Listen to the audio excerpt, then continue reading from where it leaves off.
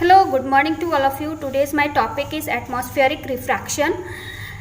Refraction word से तो हम लोग पहले से अच्छे से वेल नोन है। रिफ्रैक्शन के बारे में मैं आपको पढ़ा भी चुकी हूँ। रिफ्रैक्शन का एप्लीकेशन भी हम लोग जानते हैं। Refraction through the glass slab, refraction through the prism और रिफ्रैक्शन थ्रू द लेंस मैं पढ़ा चुकी हूँ आपको। तो यहाँ पर एक वर्ड इसमें जुड़ जाता है एटमॉस्फेरिक। एक्चुअली ये एटमॉस्फेरिक वर्ड जो है वो एटमॉस्फेयर से आया हुआ है। एटमॉस्फेयर तो हम लोग सभी जानते हैं कि एटमॉस्फेयर क्या होता है। तो अगर कोई भी रिफ्रैक्शन आपके एटमॉस्फेयर में हो और वो रिफ्रैक्शन एटमॉस्फेयर में जब हो रहा है तो हम लोग एटमॉस्फेयर के बारे में जानते हैं कि वो एटमॉस्फेयर जो होता है वो डिफरेंट डिफरेंट गैसेस से बना होता है और डिफरेंट डिफरेंट गैसेस की अलग अलग आपकी डेंसिटी होती है। तो जो भी रिफ्रैक्शन होगा, the refraction happens in the atmosphere due to presence of different gases, different densities of the gases, it is called atmospheric refraction। तो यहाँ पे मैंने वर्ड डिफाइन किया एटमॉस्फेरिक रिफ्रैक्शन क्या है। तो एटमॉस्फेरिक रिफ्रैक्शन जो है it is the deviation, actually में ये डेविएशन है ऑफ लाइट और द अदर इलेक्ट्रोमैग्नेटिक वेव। ये सिर्फ लाइट का ही नहीं बल्कि अलग जो भी इलेक्ट्रोमैग्नेटिक वेव है उसका भी, from a straight line as it pass through the atmosphere due to the variation in the density as function of height। क्योंकि हम लोग जानते हैं कि एटमॉस्फेयर में डिफरेंट डिफरेंट गैस है, उसका डिफरेंट डिफरेंट डेंसिटीज़ है। तो अगर अलग अलग डेंसिटीज़ होगा तो रिफ्रैक्शन भी आपका अलग अलग होगा और रिफ्रैक्शन भी हैपन्स होगा। तो ये जो रिफ्रैक्शन होता है गैस के प्रेजेंट होने के कारण जो कि डिफरेंट डिफरेंट डेंसिटी का है, उसी रिफ्रैक्शन को हम लोग एटमॉस्फेरिक रिफ्रैक्शन कहेंगे।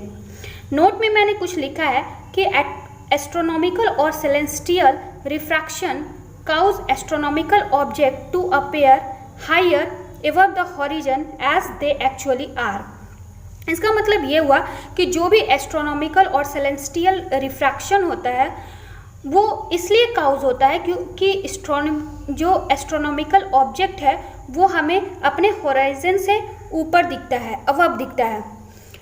यहाँ पे जो मेन हमको एप्लीकेशन पढ़ना है एटमॉस्फेरिक रिफ्रैक्शन का, जो कि है ट्विंकलिंग ऑफ स्टार्स। ये हम लोग बचपन में भी पढ़ चुके हैं। ट्विंकलिंग ऑफ स्टार्स हम लोग देखते भी हैं कि तारे टिमटिमाते हैं, लेकिन एक्चुअली में क्या तारे टिमटिमाते हैं? नहीं, एक्चुअली में कोई भी ट्विंकलिंग ऑफ स्टार्स नहीं होता है।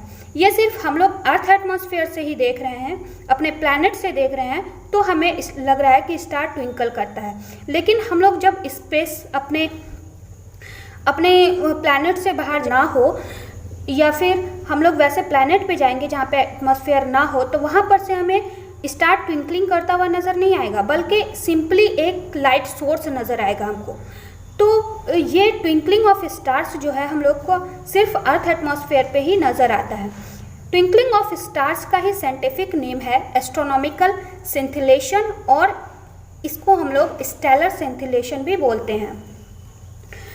तो क्या कारण है कि ट्विंकलिंग ऑफ स्टार्स होता है उसको मैं अच्छे से डिफाइन करूँगी। काउस क्या है इसका? तो काउस वेरी सिंपल है, क्योंकि हम लोग यहाँ पे बात कर रहे हैं एटमॉस्फेरिक रिफ्रैक्शन का, तो ऑब्वियसली काउस भी क्या होगा ट्विंकलिंग ऑफ स्टार्स का, तो एटमॉस्फेरिक रिफ्रैक्शन ही होगा। Twinkling of stars is due to atmospheric refraction of star light. क्योंकि स्टार लाइट का एटमॉस्फेरिक रिफ्रैक्शन होता है इसीलिए हमें ट्विंकलिंग ऑफ स्टार्स दिखता है।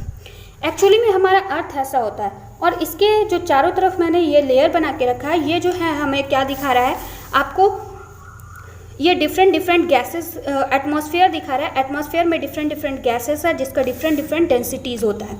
तो सपोज दैट कोई स्टार है, स्टार को हम लोग देख रहे हैं, मान लीजिए ये स्टार था, हम लोग देख रहे थे।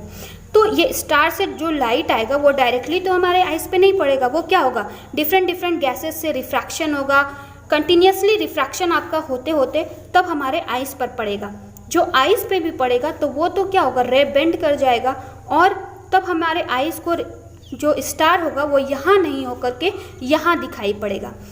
ये जो दिखाई पड़ रहा है ये एक्चुअली में यहाँ पे स्टार है नहीं, एक्चुअली में स्टार यहाँ पर है, लेकिन एपरेंट पोजीशन जो स्टार का हो रहा है वो यहाँ हो रहा है, मतलब उससे ऊपर हो रहा है। तो ये जो एपरेंट पोजीशन हमको दिखने का क्यों दिखता है, ड्यू टू एटमॉस्फेरिक रिफ्रैक्शन के कारण है। आई होप आप लोग को अच्छा लगेगा। The starlight on entering the earth atmosphere, जैसे ही स्टारलाइट हमारे अर्थ एटमॉस्फेयर पे पड़ता है, अंडरगोज रिफ्रैक्शन कंटिन्यूसली, उसमें कंटिन्यूसली रिफ्रैक्शन होते रहता है before it reaches the earth, जब तक कि वो अर्थ पर ना पड़ जाए। The earth atmospheric refraction occur in a medium of gradually changing refractive index. तो वहाँ पे ऐसा क्या होता है, क्योंकि वहाँ पे क्या होता है कि आपका कंटिन्यूसली जो है रिफ्रैक्टिव इंडेक्स वो चेंज होते रहता है। सिंस एटमॉस्फेयर बेंड स्टारलाइट, इसीलिए क्या करता है एटमॉस्फेयर जो है वो स्टारलाइट को बेंड कर देता है। किस तरफ बेंड करेगा, तो toward the normal. And the apparent position of the stars is slightly different from its actual position. इसीलिए जो हमारा अपरेंट पोजीशन था स्टार का, वो जो है स्लाइटली डिफरेंट दिखेगा आपका एक्चुअल पोजीशन से। ये हमारा अपरेंट पोजीशन ऑफ स्टार है, वो हमारा स्लाइटली डिफरेंट दिखेगा एक्चुअल पोजीशन ऑफ स्टार से। ये तो बात हो गया कि क्यों मतलब कि अलग दिखता है, अपरेंट पोजीशन कुछ और है और एक्चुअल पोजीशन कुछ और है, लेकिन ट्विंकलिंग क्यों करता है उसको भी हम लोग जानेंगे। सपोज दैट मैंने अभी आपको जस्ट बताया कि अर्थ एटमॉस्फेयर में क्या है, गैसेस है, डिफरेंट डिफरेंट गैसेस है। तो अर्थ क्या करता है, घूमता है, तो वो जो उसका जो एटमॉस्फेयर भी होगा वो भी क्या करेगा, रोटेट करेगा। तो जब रोटेट करेगा तो कहीं कहीं पर क्या होगा, कहीं कहीं पर वो लाइट इंटेंसिटी को ज़्यादा आने देगा, तब हमें ब्राइटर लाइट दिखेगा, और कभी कभी लाइट इंटेंसिटी को कम कर देगा तो हमें डल लाइट दिखेगा। ये जो लाइट दिख रहा है ब्राइटर, कभी डल, कभी ब्राइट, कभी डल, इसी के कारण हमें ट्विंकलिंग ऑफ स्टार्स दिखता है। उसी को मैंने यहाँ पे लिखा है, एक्चुअली में जो क्या है उसी को मैंने यहाँ पे लिखा है, मैं आपको डिफाइन करती हूँ। Since the stars are very distant they approximate point size source of light. Star जो है हमसे, हमारे अर्थ सरफेस से बहुत ज़्यादा दूर है, और एक्चुअली में जो है ये एक point size source of light दिखता है। As the path of ray of light coming from the star goes on varying, जो भी लाइट रेज आते हैं स्टार से वो क्या होता है, कीप चेंज करते रहता है, अपने आप को बदलते रहता है। Hence the apparent position of the star, इसीलिए जो अपरेंट पोजिशन है स्टार का वो fluctuate, and the amount of star light entering the eyes flicker, वो जो है क्या होता है कि फ्लक्चुएट करते रहता है, मतलब कभी ज़्यादा आ रहा है कभी कम आ रहा है। तो ये ज़्यादा और कम क्यों होता है, क्योंकि हमारे अर्थ एटमॉस्फेयर जो है वो अर्थ घूमता है, तो एटमॉस्फेयर में जो भी आपका एयर डेंसिटी या फिर जो भी गैसेस रहता है वो भी घूमता है, उसके कारण कभी लाइट ज़्यादा आ पाता है और कभी कम आ पाता है। अगर ज़्यादा लाइट आएगा तो हमें ब्राइटर दिखेगा, अगर कम लाइट हमारे आइस तक पड़ेगा तो हमें फेंटर दिखेगा, इसी कारण ये ट्विंकलिंग होता है। The stars some time appear brighter and at some other times fainter, this is called the twinkling effect, इसी को हम लोग ट्विंकलिंग अफेक्ट कहते हैं। Now our next question is, अब तो सारे बच्चे के मन में यही हो रहा होगा कि ठीक है स्टार तो ट्विंकल कर जाता है, लेकिन क्या जो प्लैनेट, अदर प्लैनेट है हमारे अर्थ के अलावा जो प्लैनेट है, क्या वो भी ट्विंकल करते हैं? क्योंकि हम जैसा जानते हैं कि वेनस क्या है आपका एक स्टार की तरह दिखता है, मॉर्निंग और इवनिंग स्टार की तरह, तो वो क्या ट्विंकलिंग नहीं करता है? तो इसी चीज़ को मैं यहाँ पे बताने वाली हूँ आपको। यहाँ पर सिंपली समझिए, ये जो है कुछ स्ट्रक्चर मैंने बनाया है जो कि स्पेशली टेलीस्कोप से नासा ने लिया था स्टार्स और प्लैनेट का, उसी को मैं फिगर आउट करके ड्रॉ करके आपको बताने की कोशिश कर रही हूँ। जो हमारा स्टार्स का जो टेलीस्कोप इमेज आया था वो पॉइंट सोर्स का आया था, मतलब एक पॉइंट साइज है जिससे कि आपका लाइट निकल रहा है, तो पॉइंट सोर्स हो गया स्टार का। वहीं जब प्लैनेट का लिया गया तो प्लैनेट में क्या दिख रहा था कि ये एक प्लैनेट है, इसमें बहुत सारे पॉइंट सोर्स थे। Every point in the planet is a point source, जितना भी पॉइंट था प्लैनेट पर वो सब एक पॉइंट सोर्स की तरह काम कर रहा था। सपोज दैट जो मैंने रेड से पूरा ड्रॉ किया है वो ब्राइटर लाइट है, और जो नहीं ड्रॉ किया है वो मान लेते हैं कि ब्राइटर लाइट नहीं डल है, ठीक है। ये ब्राइट कर रहा है, कहीं कहीं पे डार्क है, कहीं कहीं पे ब्राइट कर रहा है। ये जो ब्लू से कर रही हूँ मैं, ये आपका डार्क है और जो रेड से क्या है वो ब्राइट है। तो क्या होगा कि ये डार्क और ये ब्राइट, तो ये एक दूसरे को कैंसिल आउट कर देगा, और कैंसिल आउट कर देगा तब तो हमें कुछ दिखेगा ही नहीं, नलीफाई हो जाएगा, है ना। तो चूँकि स्टार हमसे बहुत दूर है इसीलिए वो एक छोटा सा पॉइंट सोर्स देता है, बट प्लैनेट हमारे नियर है, नज़दीक है। इसी वजह से उसमें जब हम लोग टेलीस्कोप से उसका इमेज लेते हैं तो वो एक इस तरह से दिखता है कि उसमें कहीं कहीं पर ब्राइट लाइट शो करता है, कहीं कहीं पे डार्क, कहीं ब्राइट कहीं डार्क। तो इस सारे पॉइंट्स क्या हुए, एक दूसरे से कैंसिल आउट हो गए और ये अपने जो भी इसका लाइट था वो नलीफाई हो गया। इसी वजह से इसमें जो है जो प्लैनेट होता है वो आपका ट्विंकल नहीं करता है। उसी को मैं यहाँ पर लिख करके बताई हूँ, because planet are much closer to the earth, क्योंकि प्लैनेट जो है बहुत नज़दीक है अर्थ के, and are thus seen as extended source. If we considered a planet as a collection of large number of point size source of light, क्योंकि अगर हम लोग कंसिडर करें प्लैनेट को कि उसमें बहुत सारा point size source of light है, तो क्या होगा, total point size source will average out of zero. तो अब क्या होगा कि जितना भी पॉइंट साइज सोर्स है वो अपने आप को एवरेज आउट करके जीरो बना लेगा, hints nullify the twinkling effect. और इसी से क्या होगा, आपका ट्विंकलिंग इफेक्ट नलीफाई हो जाएगा। इसीलिए जो प्लैनेट होता है वो ट्विंकल नहीं करता है। आई होप आप लोगों को समझ में आ गया हो, तो प्लीज़ मेरे चैनल को लाइक, सब्सक्राइब और शेयर करें। एक लाइक तो बनता ही है, तो जल्दी जल्दी लाइक करें आप लोग। Now our second topic is advance sunshine and delay sunset. ये भी बहुत इंटरेस्टिंग है और बहुत ही ईजी है। सपोज दैट ये हमारा अर्थ एटमॉस्फेयर है और ये एक हॉरिजन लाइन है। आप ऐसा समझिए कि जब तक कोई चीज़ हॉरिजन से ऊपर नहीं आएगा तो हमें दिखेगा नहीं, यही बात है ना। जब सन मान लीजिए हॉरिजन से ऊपर होगा तब हम लोग बोलेंगे कि सनराइज हो गया, जब हॉरिजन से नीचे हो जाएगा तो बोलेंगे सनसेट हो गया। लेकिन क्या होता है कि जब हम लोग यहाँ पे खड़े हैं, ये हमारा अर्थ और ये हमारा एटमॉस्फेयर है जो कि मैंने डॉटेड से शो किया है। ये हमारा हॉरिजॉन्टल लाइन जिसको हॉरिजन बोल सकते हैं। तो सन हमारा अभी यहाँ पे है, मतलब अभी सन राइज नहीं हुआ है, बिलो हॉरिजन है। तो जब बिलो हॉरिजन है तो वो क्या करेगा, वहाँ पे भी लाइट तो आएगा ही ना सन का।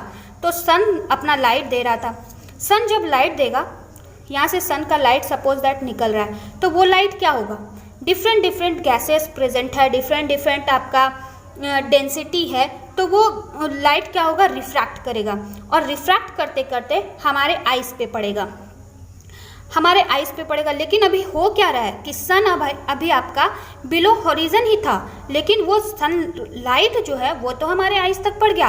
और जब कोई चीज़ हमारे आइस तक पड़ जाता है तो वो हमें क्या होता है, दिखने लगता है। तो हमारे आइस पर पड़ा और हमने क्या देख लिया कि सन यहाँ पर है।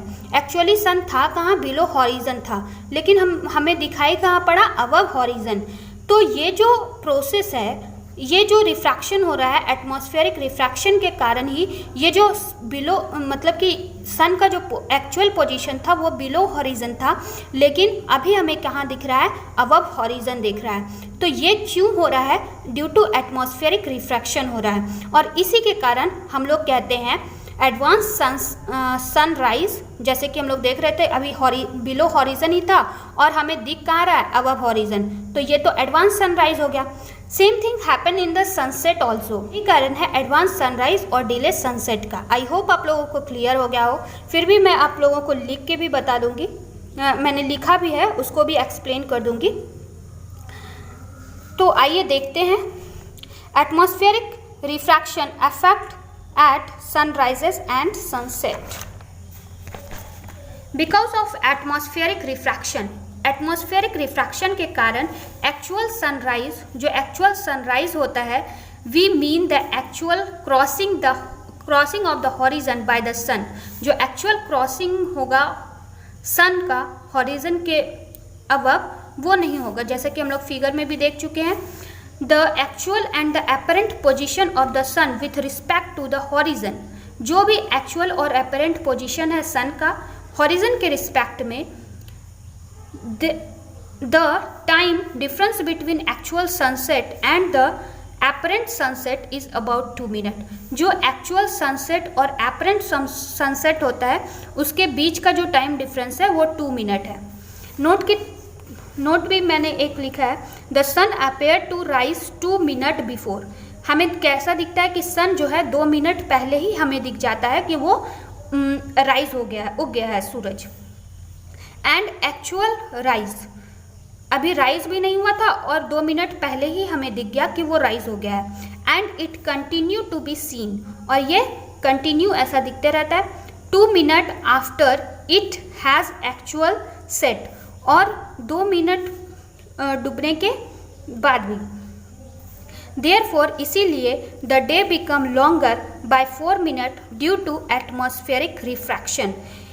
इसी के कारण क्या हुआ कि हम लोगों को 4 मिनट तक ज़्यादा लंबा दिन मिल गया due to atmospheric refraction. I hope आप लोगों को सब कुछ क्लियर हो गया है। आइए एक बार रिवाइज करवा देते हैं आपको। एटमॉस्फेरिक रिफ्रैक्शन का मतलब हो गया कि the refraction which is happen in the atmosphere due to presence of gases which is of different densities, उसी को हम लोग एटमॉस्फेरिक रिफ्रैक्शन कहते हैं। एटमॉस्फेरिक रिफ्रैक्शन का 2 आपको याद रखना है, twinkling of stars and stars क्यों होता है? Due to refraction of light. Atmospheric refraction of light के कारण होता है, एटमॉस्फेरिक रिफ्रैक्शन ऑफ लाइट के कारण होता है, ये याद रखना है बस सिंपली। और वो ट्विंकलिंग क्यों करता है? क्योंकि हमारा जो सिंपली कह सकते हैं कि इंटेंसिटी ऑफ लाइट जो है वो चेंज होते रहता है कंटिन्यूसली, इसीलिए स्टार ट्विंकल करता है।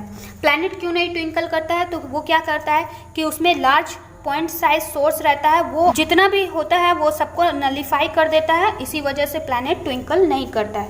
एडवांस सनराइज और डिले सनसेट क्या है? ड्यू टू एटमॉस्फेरिक रिफ्रैक्शन के कारण ऐसा होता है, और इसीलिए हमें 4 मिनट ज़्यादा दिन देखना पड़ता है। ये सब इसलिए हैपन होता है